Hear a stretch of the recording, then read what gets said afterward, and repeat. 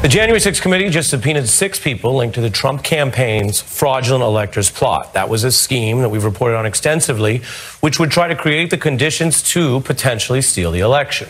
This is brand new. The committee writes about a, quote, coordinated strategy where lawmakers in states Trump lost were urged to, quote, reclaim their authority by sending an alternate state of electors. Now, alternate is one way to put it. You may have even heard that from some of the people explaining what they were up to. Fraudulent and fake is another, and whether it's illegal is literally under criminal investigation. The committee seeking documents and depositions by mid-March, that's a fast timeline, and subpoenaing someone who's in the thick of all of this and the midterms, the chair of the Arizona Republican Party, Kelly Ward. Now, she has been trying to hide phone records from the committee, and the committee says that she's been acting as a, quote, purported Electoral College elector dating back to December 2020. The committee has many reasons to suspect this. One of them involves something that happens a lot these days. People are not only caught on camera, but sometimes seem to be telling on themselves. This was filmed and posted online on Twitter by none other than the Arizona Republican Party. Take a look. We, the undersigned, being the duly elected and qualified electors for the President and Vice President of the United States of America from the state of Arizona, do hereby certify the following. For President,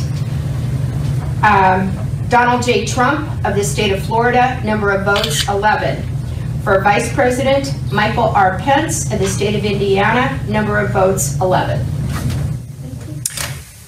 To put it mildly, I'm not sure duly elected means what they think it means. It is never a good idea to publicize your efforts to steal an election, and we've covered this quite extensively and fairly here on The Beat. If you've followed our coverage, you know there are things that might be untrue but are legal. People lying in public about what they think happened in the campaign. And then there's a clear line that's now under criminal investigation when you start to take actions, overt actions, to deceive or submit false statements, for example, to the government at the state or federal level, you may be committing a crime. I say that in all seriousness if anybody at the Arizona GOP is watching tonight for future reference. Now, Trump White House aide Peter Navarro has been in the thick of this because he says and admits he was working on what sounded like a related plot, driving towards January 6th to also delay or decertify the results that showed that Biden was the lawful winner. So he denies now being involved or aware of the electors plot, which is striking because he admitted a lot, but not that. The electors plot is something that Trump aide and lawyer Boris Epshteyn did admit to. We'll show you both interviews here on The Beat. Alternate or fraudulent electors. When did you become aware of that plan? That's not part of my remit or on my radar. Are you saying here tonight you never heard about that until it became public in the press, or while you were in government you might have heard about it? That's correct. Yeah. That's correct. Okay. My focus, Ari, was simply on the Green Bay sweep plan. That was the focus. The other stuff not on the radar. But was it on the incumbent departing president's radar? Well, that's a big question. The committee notes in the letter tonight that Ms. Ward reportedly spoke with Trump about election certification issues in Arizona. Here's what the RNC is saying today. They have a story where they say everyone needs to understand they were actually only referring to the electors plot in the now widely controversial and highly rebuked statement that what was going on January 6th was a legitimate political discourse and that activists were engaged in that legitimate discourse. Now they say by dealing with this plot to submit false, perhaps perjurious certificates to Washington, to the government. Now, we'll get into that with our guests because one question that comes to my mind is how bad is your damage control if you're still defending fraud but saying, well, we meant fraud, not the violence. You follow the news, so you probably remember that was a very controversial move that Mitch McConnell himself rebuked and broke with because the RNC very clearly defended the violence of that day and falsely lied about it and falsely asserted that it was discourse. It was not. The January 6th committee now has subpoenaed 14 people, though, linked to this scheme already. Those were previous depositions scheduled to begin as soon as tomorrow. The committee clearly is looking at this plot as a part of the wider problem of the insurrection, demanding answers, looking over documents. Meanwhile, some of the election deniers are trying to get in power to oversee your vote in future elections. We want to show you a Colorado County clerk under investigation for possibly breaching election security is now running for the top job in that state to oversee elections, to be the elections chief. She was arrested in what was an unrelated case last week.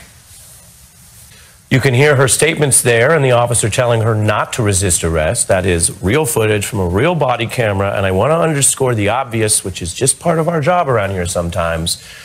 Everyone is legally presumed innocent, but that person you see in cuffs is actively trying to control the elections of an entire state in America right now. With that, I bring in our experts, NYU law professor Melissa Murray and Josh Marshall, the founding journalist from Talking Points Memo. Professor, what should we make of what we just saw there? Well, this is a lady who definitely needed a lawyer. But again, I think the fact that she's currently running for Secretary of State of Colorado suggests that this effort to place these false electors as real electors and to use that as a way to deal with electoral losses is not just going to be confined to 2020. This is something that we're seeing going on across the country, this effort to capture state Secretary of State offices, state legislatures, so that more of this can happen. And so, again, the whole question here behind the January 6th committee is like, how deep does this go? Was the violence merely symptomatic of some deeper rot? But I think the rot is not necessarily confined to the events of January 6th. And Josh, this seems like an important place for people who care about the big issues, not who wins a particular race, not a red or blue partisan lens, but really care about what we're trying to do with this experiment in democracy, if you want to be so bold, to sound the alarm without being alarmist, to make sure that people understand this, as the professor referred to, a deeper rot. This is much deeper and broader than who happened to be the last president and what we're up against going forward. Yeah, no doubt. One of the things I was struck by in the opening package is it's a little unclear to me sometimes, why are they admitting certain things openly and then denying some other things? And, you know, because all of these things are clearly just different tools to overturn the election. And some of them, they have had this very consistent policy of, oh yeah, I did it. And the fact that I'm admitting it openly means it's okay, because that's, you know, you only admit things openly that are obviously fine and okay. So I was a little unclear why Navarro seems hesitant about this, you know, Josh, fake electors plot, since it wasn't a secret. Why don't we, we'll take your question to the law professor and then you respond, because I think it's a fair question.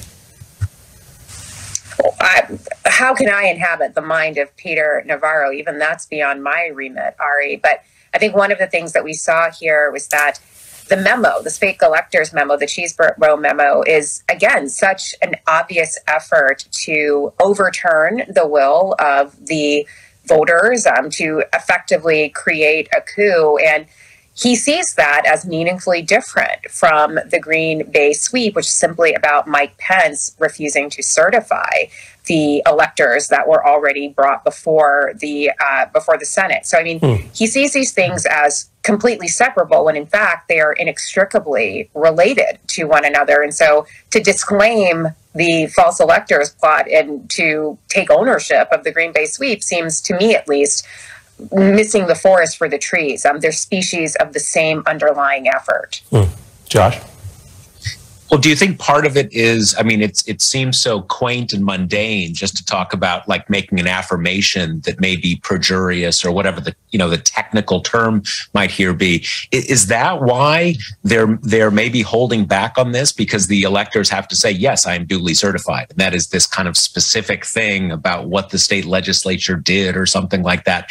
It's, again, it seems so quaint in the larger context of, well, I was overthrowing the election, but there's this one kind of, you know, little thing here about was I making a factual statement when I said I'm a duly certified elector? I realize this may sound like a side point, but it's interesting to me because this does seem consistent that they're, oh yeah, I did that, but not this one thing. I don't know anything about that. It's just, it kind of stands out to me. Well, I think it's likely that the false electors is very clearly in what D considered fraudulent under many of the existing federal statutes, criminal statutes in various states, whereas the failure to certify an election on the part of the vice president would somehow be outside of that. So I mean, I think this here is sort of how closely do you want to skate to the line? But the fact is, all of these things are joined up, and I think we all can see how they're joined up. I just don't know that they understand that we can see it. It's very interesting the way Josh raises it and the way the professor breaks it down. I will associate myself with her comments, and I can't get inside the head of any particular person, but it would seem that, accurately or not, Mr. Navarro and some of his legal counsel may believe or hope that were this to ever be litigated, it would ultimately feel potentially like a, quote, political question in the Supreme Court, that if the four corners of the activity are among legislators on the floor of the Senate, then however irresponsible they're being or however rank coup-like activity they're inhabiting, if they are acting as legislators to try to deal with the certification, they're somehow in that lane. Whereas if you are just outside of the Congress and you're just running around putting in forgeries, I mean, you could get in trouble for that at the bank for a mortgage or at the state elections office or a lot of places. It does feel much more like a four corners, easier indictable offense, although the professor, Josh, makes a strong point that it's not like the other stuff, just by being a big double whammy coup is somehow off the books. Well, I think it's you're certainly actually true right about that. Go ahead. Professor, and then Josh. No. Now we're talking over each other.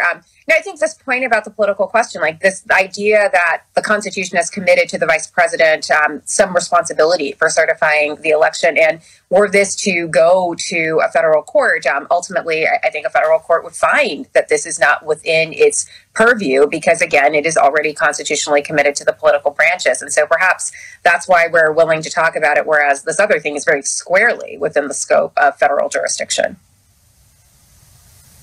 It's just interesting for those of us who are outside of the narrowly legal way of thinking about potential prosecutions, that this is almost quaint, as I said, quaint in the larger context of the plot that we're talking about. And yet, there's one kind of, extra political dimension of what happens within the Congress. Supreme Court isn't going to get into there about what's being debated on the Senate floor. It's also, there's a parallel thing with, what the president is plotting or, what he's coming up with. But it is interesting that this gets down to something very narrow. There's no kind of political question about whether you can make a false statement under oath, or whatever version of that applies when you are making a statement to Congress saying, yes, I'm the duly elected elector from the state of Arizona. Yeah. Well, look, I think this was actually a very interesting colloquy, if you will, and it speaks to some of the things that I think a lot of us are trying to untangle, those who follow the news and the law here, as the committee, again, the big news tonight, as the committee bears down on the fraudulent elector scheme, puts more heat on these individuals, and individuals who may not have, frankly, the friends and lawyers and money that some of the D.C. Republican elites have in terms of how they want to play out the subpoena and other legal heat. So we'll stay on that. I want to thank Professor Murray and Josh Marshall, both of you. Very interesting stuff. We have a lot more in the broadcast.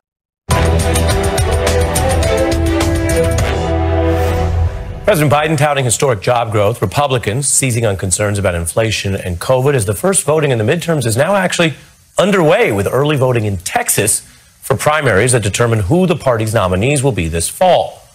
If the Republican message sounds more like drafting on a general negative not offering an agenda, well, that's pretty deliberate. GOP leader McConnell admits it. If Republicans take back control of Congress after the midterms, what would be your agenda? That is a very good question, and I'll let you know when we take it back. When we take it back, so not before. So what you have there is Mitch McConnell actually ceding the policy turf, which continues the unusual move the party made under Trump to just dispense with any policy platform at all last election. It was actually the first time the Republican Party did that in its 160-year history.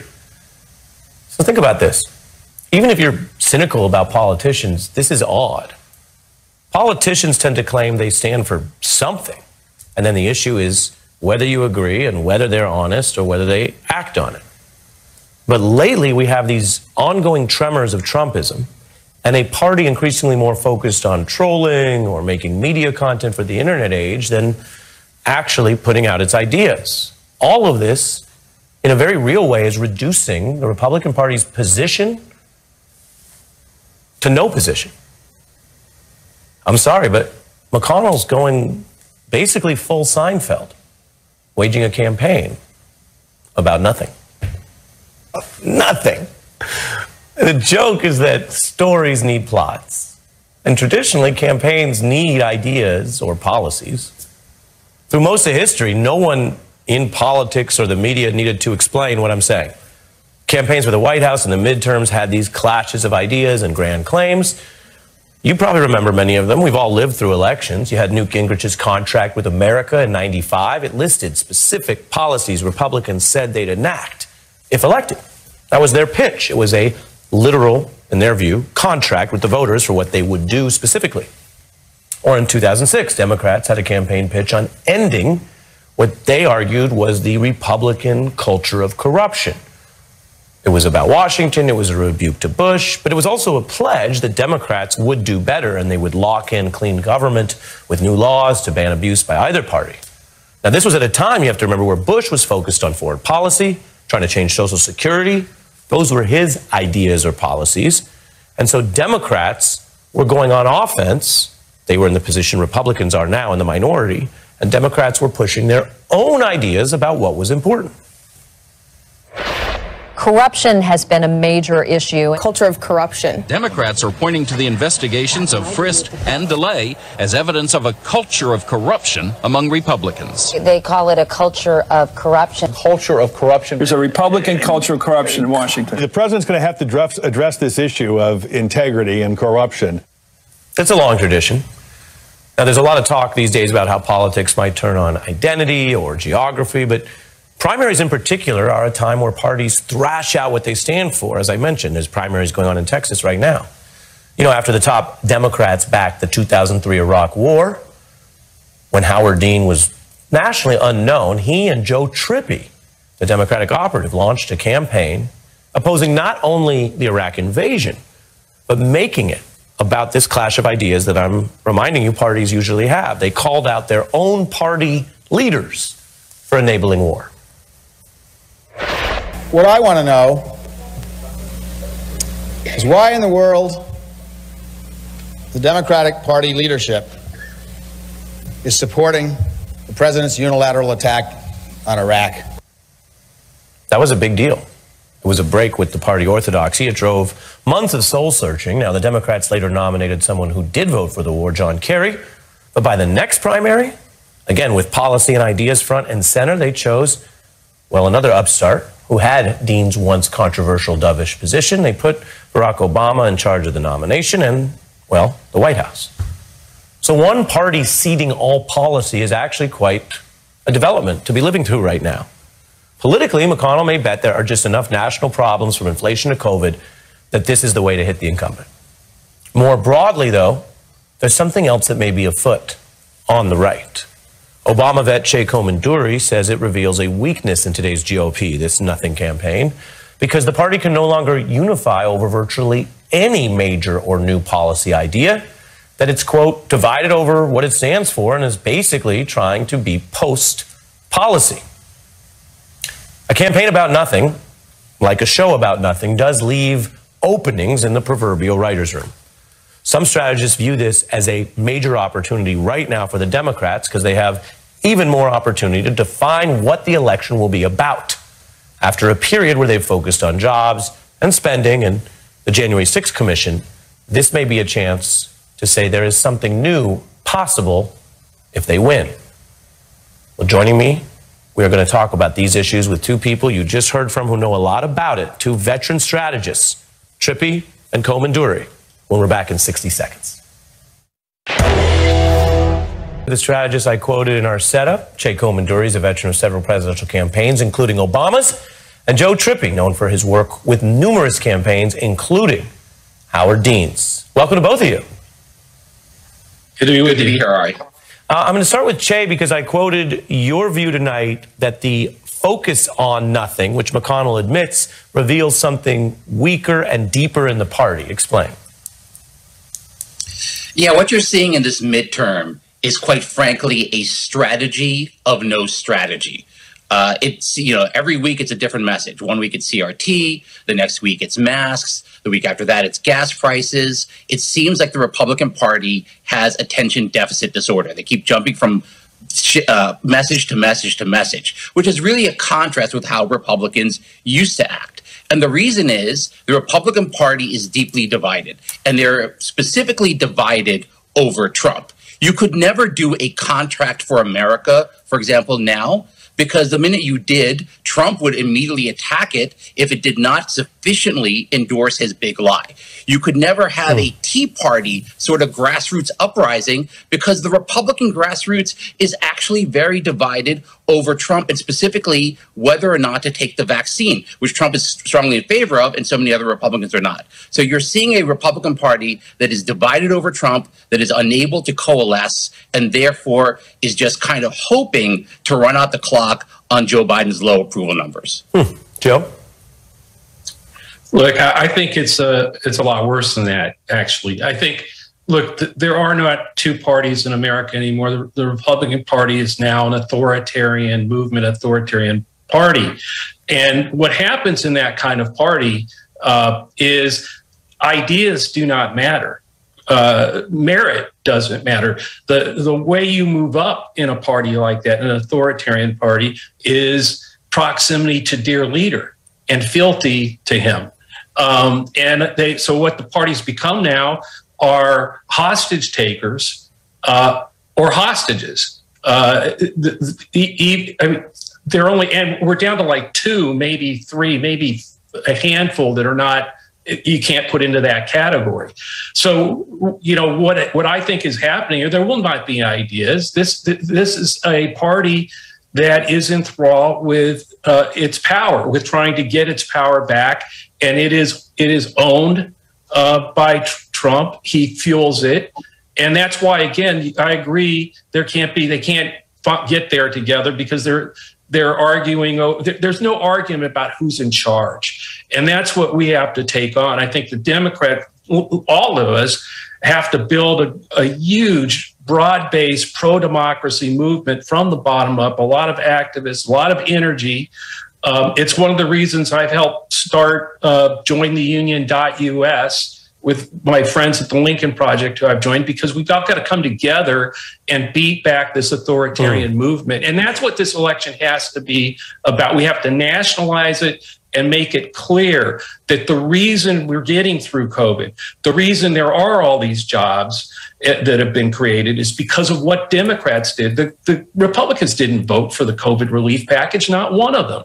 So it would be much worse. As bad as things are, we need to keep, there's things we need to do. We've got to keep pushing Biden's advantage of what he has accomplished, what Democrats did, and define the Republican Party as an authoritarian movement that it is dragging us back. And both of you are referring to sort of what's just off stage, which is why, okay, if it looks like what McConnell's doing is sort of bad or not that effective, imagine how much worse it would be, as you say, Che, if they spent months developing something, put out a big rollout, do a big interview, and then have it scuttled by Trump that night, right? And yet some people are clearly speaking to adopt Joe's analogy from a hostage room. Here was Lindsey Graham pleading for more policy. We need a positive agenda to talk about how we can fix the future for America, repair the damage, rather than trying to purge the party. I think the best thing for the Republican Party is to talk about policy. Che? What policy? What policy could he possibly be referring to? I certainly don't see any potential policies. We had a Republican president, ostensibly a Republican president, Donald Trump, for 4 years. We had no policy. We had some tax cuts passed by Paul Ryan. We had some conservative judges approved by Mitch McConnell. That's it. That's not something you can really run upon. So I find it really rather ridiculous that Lindsey Graham says this. And then, you know, he also says, oh, you know, this party is going to be all about Donald Trump, and Mitch McConnell better get on board with that. Otherwise, I'm not going to support him as Senate Majority Leader anymore. So it's completely confusing. It's all over the place. It's really scattershot. And I think also you have this backdrop of the fact that, yes, Biden's approval ratings are low. But there are green shoots here. There is really, like, the snowflakes are going to turn into flowers, a la Dr. Zhivago pretty soon here, hopefully, because COVID is ebbing away. Inflation appears to be ebbing away. I've heard that before, Jay. I've heard about COVID fading before. Well, I think that Omicron is different, and I think the best indicator of that is Dr. Fauci. I mean, Dr. Fauci, when other people were saying COVID was going away, was much more circumspect. This time, he is talking much more about this becoming endemic and much more about the idea that this is going to be something that we can live with, particularly. Or to